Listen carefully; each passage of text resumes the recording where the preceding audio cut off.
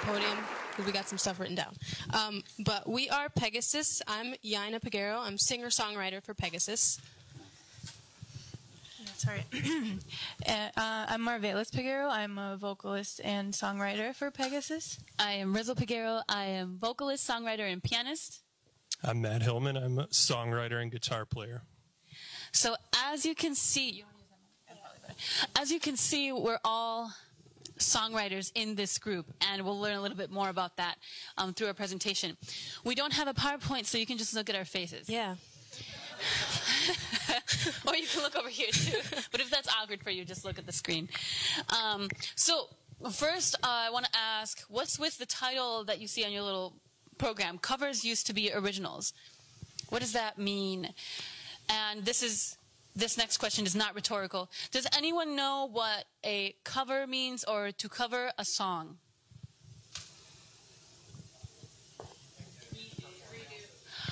Good. Okay, yeah. So the audience knows what it means, right? Yeah, so to cover a song basically means to redo it, to perform it as was written. You take that song that you didn't write yourself, you make it your own arrangement, or you do it verbatim, exactly how they did it, and then you perform it. Now, I'm sure many of you have said either to your friends or your loved ones or some stranger in a bar, yeah, I really like the way this person sings this song better than this person sings this song. Right? That conversation has probably happened in our lives at some point or another. But have you ever actually wondered, and this is, I don't know if you all know this song, but have you ever actually wondered where the original Summertime song came from? The one that goes, "Summertime and the living is easy." I know right now there's like a pop version of it, and it's kind of like, it's like, yeah, it's weird. I don't know. I heard it at the store, maybe at Ross. I don't know. Actually, the Summertime song was an aria composed in 1934, so a really long time ago, by George Gershwin for the 1935 opera Porgy and Bess. Yeah, and the lyrics were written by DuBose Hayward, and he actually wrote the novel Porgy, on which the opera was based. And what's strange to me is that we've heard so many different versions of songs, so many different covers, which is what it's called in the music world, of that song, Summertime, that the original version became lost over time. And for this presentation, we're going to focus for the most part solely on writing our own music, on how we write our own music, our own original content. And that is exactly why we've been invited today. We're going to take you step by step, and you're going to get to learn how to write your own songs too, through the songwriting process of one of our songs, which we will perform at some point in our lives. Okay. So it's...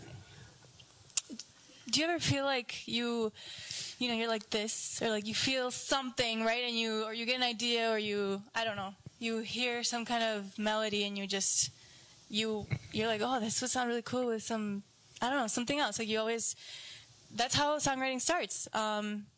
You start experimenting with a note or two. Yeah, as a musician, you spend a lot of time by yourself, just plunking around either on your whatever instrument you play on. Maybe it's your voice, you're just singing whatever. You plunk around on your voice. Yeah, right? No. So that's kind of what Matt was doing. I mean, our crazy skilled guitarist. He's been working on his craft for a very long time. And just one day he thought up, or was experimenting, a couple of lines, and he's going to play those 2 lines for you. Yeah. The first one is based on a whole tone scale, which is all whole steps. So the scale is... Think Alice in Wonderland. It's sort of open-ended sounding, and it really has no beginning or end. You could start it and stop it at any point. And so the first line I came up with was this. So I had that, and then I thought of another line that's sort of like a funky type, more modern pentatonic based riff that goes like this. So you'll hear those when we play this song. But that's what I came to the table with. I sort of had those two ideas, and I wanted to fit them together somehow. So two ideas.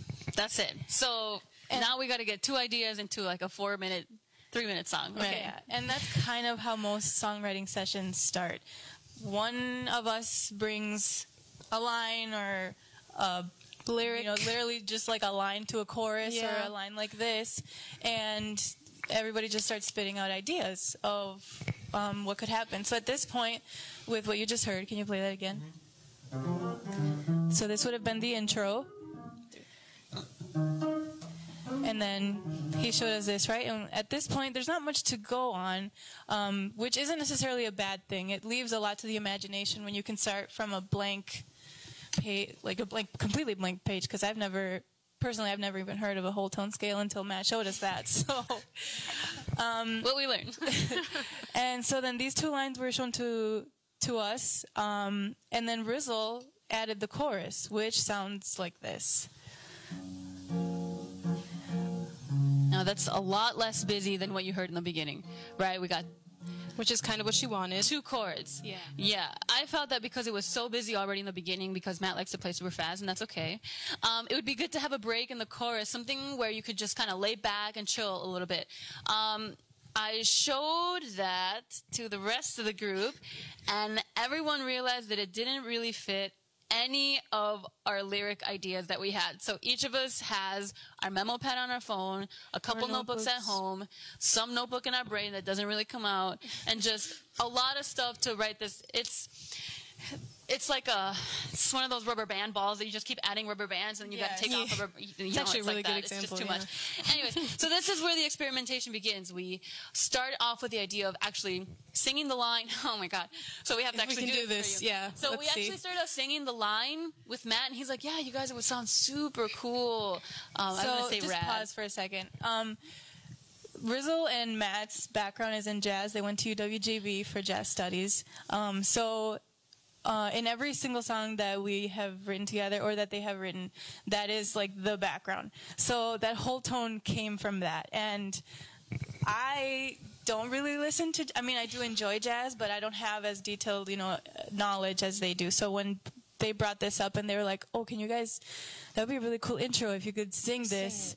Yeah. Which is not, it doesn't sound lyrical at all, right? It's just like, I don't know. It was the technical term would be, this is what I said. Can you guys sing this whole tone line in stacked fourths going up until the end of the scale? And they're like, "Excuse me? What did you just say?" Yeah, we're like, what? I don't know. So this is what it sounds like. Yeah. Okay, here we go. What are our first notes? 1, 2, 3. And that's how we were going to start the song. Yeah. And It's kind of, it's like, It's really strange. We were like, so now we have an introduction. So that's where everything begins. The experimentation process is going pretty well. We're feeling pretty good at this point, literally from just having done that. But now we have to move on to the actual melody of the song, and because lyrics. That's not catchy. That's not going to stick in anybody's brain. And the lyrics, which is usually the hardest part, personally, for any song. So far we have the introduction. And the melody of the chorus. And Rizzle decided to add "Body Yada" as the lyrics to the chorus, not to be confused with September from Earth, Wind, and Fire. Body Ya. Because we say "body ya da." It's not the same. So copyrights are good. Okay. And honestly, if we could show you the amount of scratch notes and things that went and just to the chorus, and then to end up with literally "Body Ya," it's kind of crazy. But that is the song, right? Yeah. As like musicians, as artists, any artist really, you have to come to terms with the fact that sometimes you're going to spend a lot of time writing and thinking before you come to an idea that actually works for you individually or as a group, if you're a group. And sometimes it'll come a lot easier than other times. This was not one of those times. This was one of the hardest songs to write lyrics to. that we've worked together on so far. And it's something, in our opinion, there's really no secret to songwriting. It should be something that just kind of speaks to you. And so we came to the conclusion that we wanted to write a song that was sort of universal, kind of something that was for everyone. And we came up with the title, and that title is Hilo. H-I-L-O. Yes. Not hilo. Hilo. Hilo. The H is silent. Hilo in Spanish translate to string in English.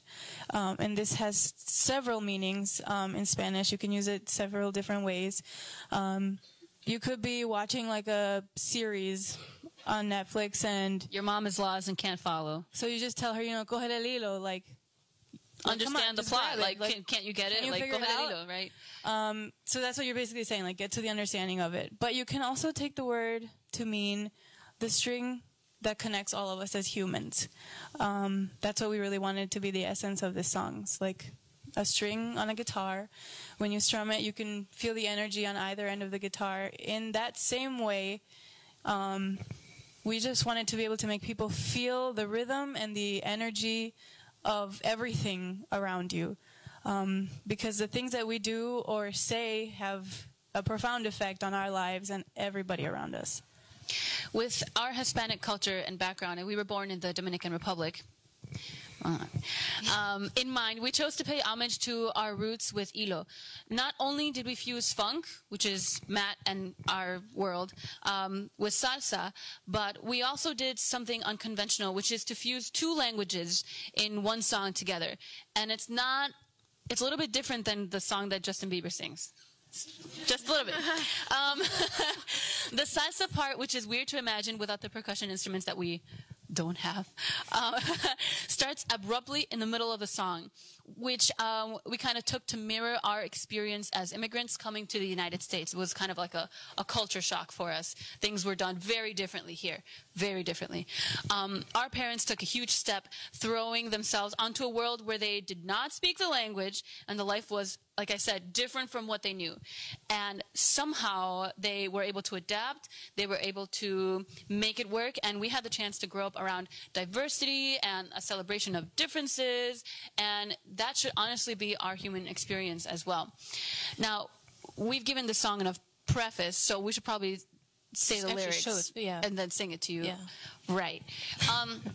This isn't in Spanish except for the Spanish part. So the first verse goes, look around and tell me what you see. Feel the rhythm. Can you feel the energy? Sensations redirecting delusional solutions. What we are lies beyond what we see. And then the chorus goes, Body ya ya. Yeah, no, body ya. Oh yeah, it is. Yeah. Keeps on echoing our energy. Body ya ya. Keeps on passing through our memories. We promise it sounds better when we sing it. Yeah. And then you take a huge break, and it goes into the salsa, which is a nice Latin dance, right? And then it goes, este es el hilo, this is the hilo. This is the string that ties us all together, you know, as humans. And then the verses go, look around and tell me what you see. Breathe the rhythm and the energy. Life is short. You have to live it and keep connected in this thing we call the human experience.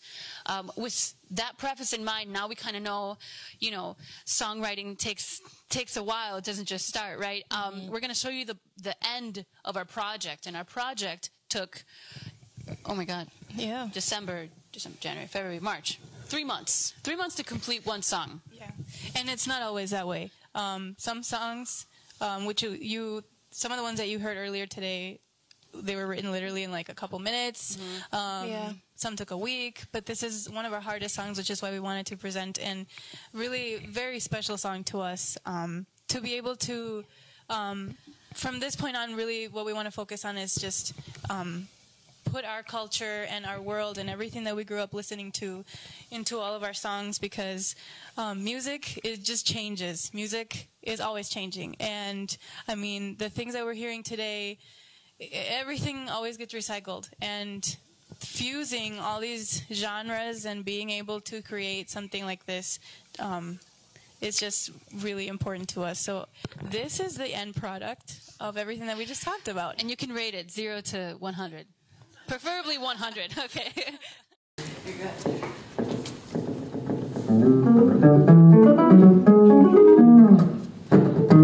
Look around and tell me what you see. Feel the rhythm, can you feel the energy? Sensations redirecting, delusional solutions. What we are lies beyond what we see.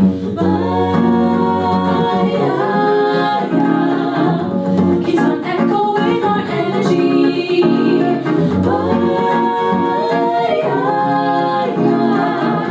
Keeps on passing through our memory.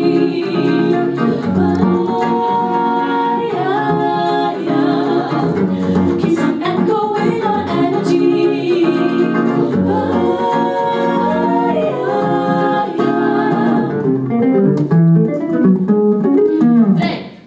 Este es el hilo, este es el hilo, el hilo, este es el hilo, el hilo, este es el hilo, el hilo, este es el hilo, el hilo, este es el hilo, el hilo, este es el hilo, el hilo.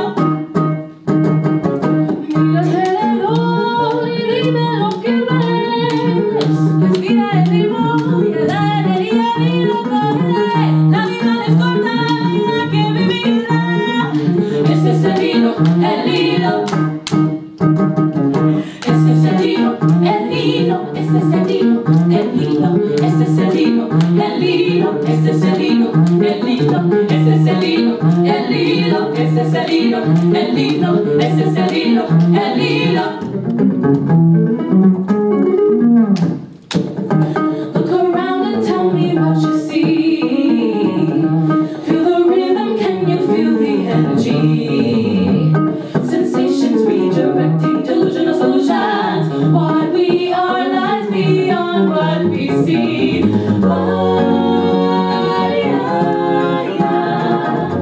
Keeps on echoing our energy.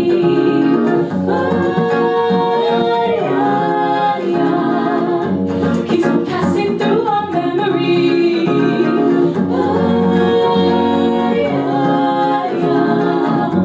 Keeps on echoing our energy.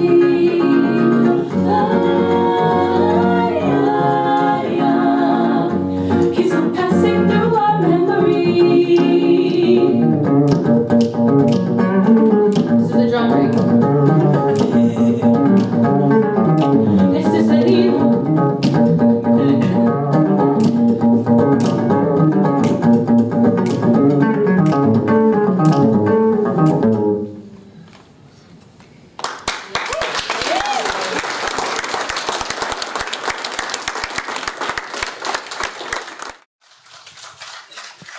So for us, sorry, just a couple more words. Songwriting never truly finishes. Instead, I think for us it evolves. If you look at other songs that we've written in the past and how we perform them now, you can see just how much they have changed as we have changed.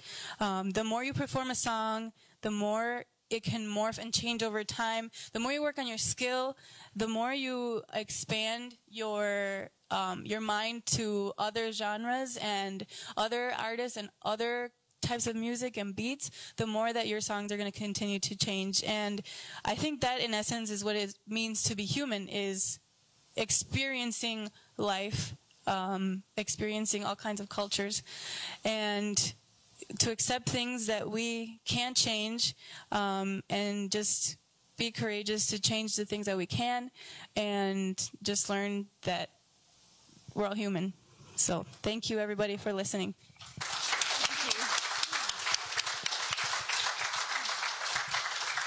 Bravo.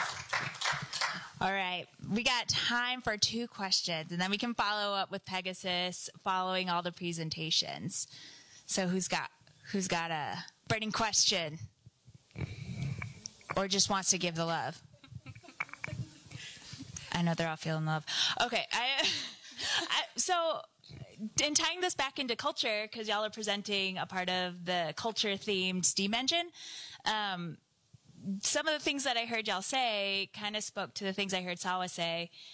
in the you're almost running an experiment every time you're producing the song, and the process, how it is internal for you. And then, do you have expectations? What is that like once you deliver it out into the world? It impacts culture. It does. In different ways. So what are your hopes for your songs? We've heard a lot of positive feedback, especially from my parents and their friends back in the Dominican Republic. It seems to us that what we're doing is working. You know, it's kind of bringing people together, bringing people that are Dominican American, any other type of American, and what the feedback that we've been getting is like, oh my gosh, this is great music. This is so fresh. This is so new. You're really representing our country. You're representing our people, and really that's what we hope to do. So any way that it takes form, we just want to make sure that we're staying true to our roots while also being able to expand ourselves as musicians. Thank you. Thank you. Any more? Yeah. One more right here. Are you on any platforms or Spotify? Yes. Okay, so here's the deal with that. Earlier in our lives, we did more gospel, more traditional religious music, and as everyone knows, you kind of steer away from that. Just like Stevie Wonder started in the church, and he's just like, man, this pop stuff is really great. So that's kind of like where we went to, and we're working on getting our music on Spotify. We actually have a fundraising event April 22nd to raise funds for our album, which is going to be coming out midsummer. Yeah. So if you keep track with us on our Facebook page, all of the information will be posted on there, and we just want to make sure that enough people can hear our stuff, because that is, your question gets asked a lot, and we feel terrible that we can't deliver you. Yeah, here's our album. Yes, right outside. Just $10. Let's buy it. Yeah. But soon. Good. We'll have to have you back after there's that release. Yes. Okay. One more time. Give it up for Pegasis. Thank you. Thank you.